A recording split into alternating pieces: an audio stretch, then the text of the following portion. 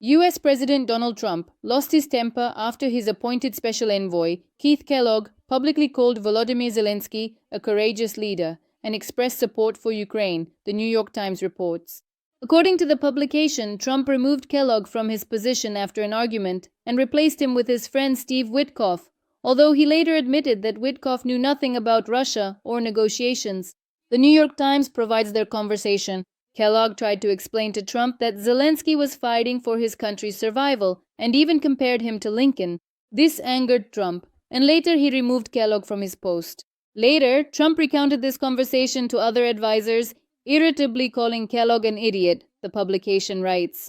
The reaction of the U.S. president to the Russian fake news about the alleged attack by the Ukrainian armed forces on Putin's residence in Valdai on January 29th with 91 drones was also telling.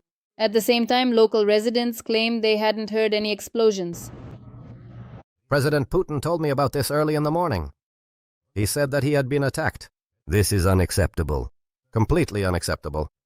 Don't forget, I stopped the supply of Tomahawk missiles.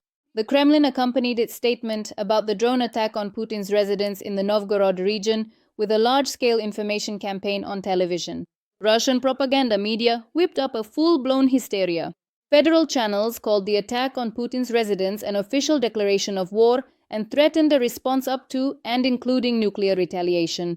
Ukrainian President Volodymyr Zelenskyy denied the claims about an attack on Putin's residence and said that the Russians are spreading fake news to justify their strikes on Ukraine and further prolong the war.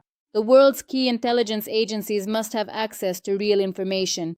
However, the daily shelling of Ukraine does not seem to affect the American president as much.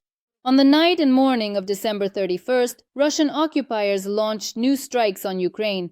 The enemy targeted energy facilities in 4 regions.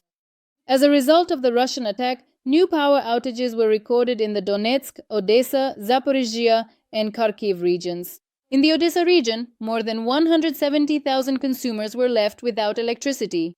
Despite the crimes committed by the Russians, the United States officially congratulates Russia on the new year. The video is being published by Russian media, citing the American embassy.